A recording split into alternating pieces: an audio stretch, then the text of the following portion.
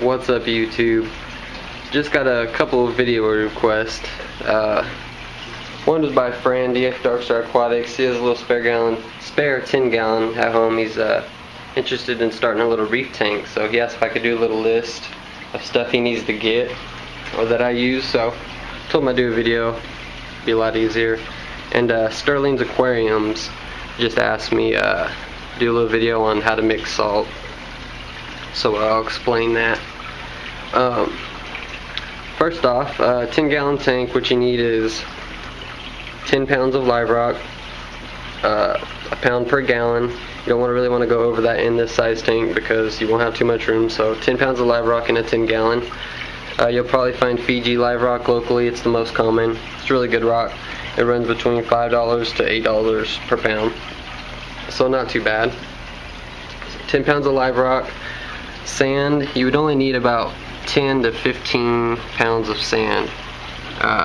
If you can get the 20-pound bags, I don't know if they make 10-pound bags. 20-pound bags, you still have some left over. You don't want to do over 2 inches. You want to do 2 inches and under, because deeper sand beds can be bad unless you're doing a deep sand bed, which is 4+, but you don't do that in a nano tank. So you want to make sure it's under 2 inches. You want to use aragonite sand. Use sand made for marine tanks. Do not use any kind of silica sand, play sand, full filter sand, any of that stuff in saltwater tanks. It's very bad, that silica sand. You want to use sand that's for marine aquariums. You can either use the live sand they sell in the bags, or you can use dry aragonite sand. So under 2 inches of sand, 20-pound bag would be more than enough.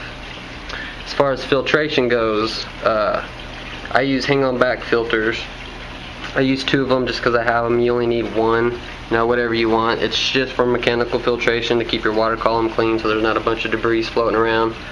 And you can run some ChemiPure Elite, some carbon in there as well. But you won't use any biomedia. Your biomedia is your live rock. That's all the bio you need. That's why live rock is so important. So you're just going to have filter floss or sponges just to keep your water clean. So if you are doing that, you want to make sure you clean them out at least once a week. I do it every couple days. The more the better. And what I do is just rinse it out under straight freshwater tap water and squeeze it out real good and clean it and stick them right back in there. Aqua Clears work great because they're great filters. Plus you can change them into little mini refugiums because they're clear, so you can light them up and grow some chaetomorpha in them. But any filter you like will work. Just make sure you keep the media cleaned out, because it will build up nitrates and can get pretty bad. So keep your filters clean. Heater, make sure you get a good heater. As you guys know, I had a Hydor Theo heater, and it overheated, got my tank to 96 degrees and killed almost everything I had. So make sure you purchase a good heater. I'm going to be getting a stainless steel one pretty soon. Power heads, you definitely want good flow. You don't want any dead spots in your tank. The perfect power head, in my opinion, would be the Corallia Nanos, which I ordered. Was supposed to be here today, but we had a miscommunication, so they never shipped it. So had to call them, and they overnighted it to me, which will be here tomorrow. That's from Bulk Reef Supply. It was like 25 bucks. It's the Corallia Nano 240, which is 240 gallons per hour, which would work great in this tank. So that's the power head I recommend. I'll have an unboxing tomorrow. You guys can check it out. But yeah, just a little power head. Keep the water flowing over the live rock so the critters and everything can filter it, and no dead spots in your tank. You don't want any dead spots. And as far as lighting goes, the light I recommend would be, if I was gonna buy a light, I'd buy some LEDs, because LEDs are the best for saltwater tanks. But they do get pretty pricey. So if you're on a budget, order a 4-bulb T5, 20-inch T5 from aquatraders.com. They have really good lights. That's what I use. They work great. 4-bulb, it would be like 7 watts per gallon, which doesn't matter. You don't even go by watts per gallon with T5s and stuff like that.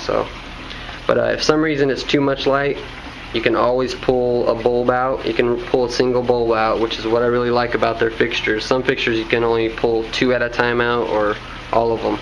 But Aqua Traders, you can pull 1 bulb out, which is really great. So If you ordered that light, it's $50 for a 4-bulb fixture that fits perfect on a 10-gallon, 20 inches long, and you can remove a bulb if you're keeping lower light corals.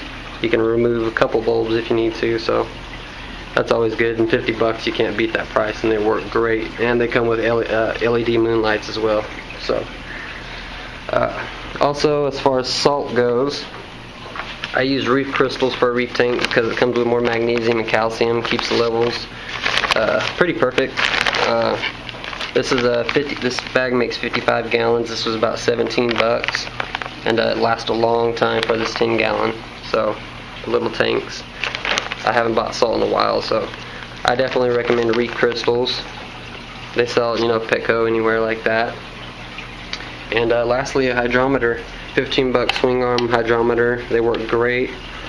I'm going to do a video on how to use these pretty soon this week sometime, but $15 at Petco. You can get one of these things. That's to measure your salinity. I'm sorry. You want to keep your salinity at 1.024. That's perfect. You can go 0.05 or 0.3, but 1.024 is the perfect salinity. And as far as mixing salt goes, what I use is buckets. I have buckets of RODI water. You want to use RODI water in reef tanks. Tap water has a lot of nasty minerals and phosphates that would give you bad algae problems. So you can buy a RODI unit, RODI filter. You can get a nice one for $200, or you can get a cheaper one for under $100 on eBay. It's reverse osmosis water, which is pure H2O.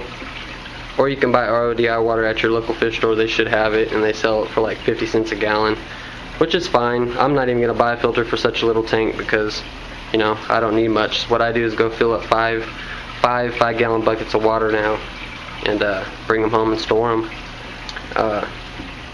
As far as water changes for Sterling's aquariums, he asks how often I do water changes.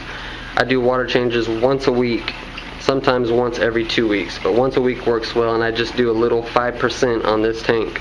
You do not want to do big water changes. I would definitely not go over 15% weekly. You want to stick with small water changes on salt water.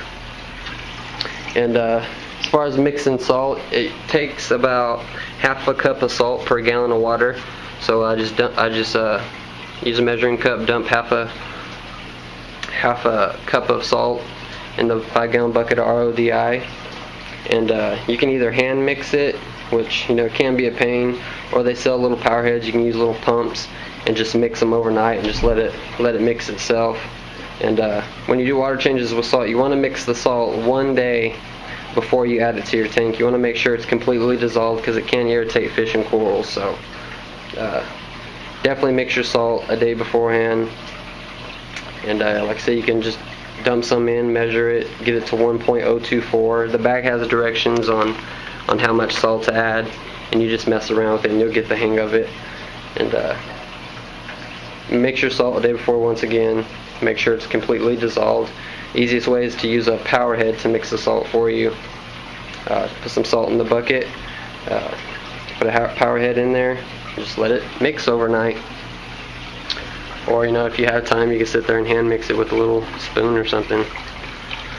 But that's it for now, guys. I'm running out of time. Hope it helped you guys out. If you guys have any questions, let me know. I'll get it on the next video. Glad to see more reefers, people getting interested in reefs, man. Really stoked about that.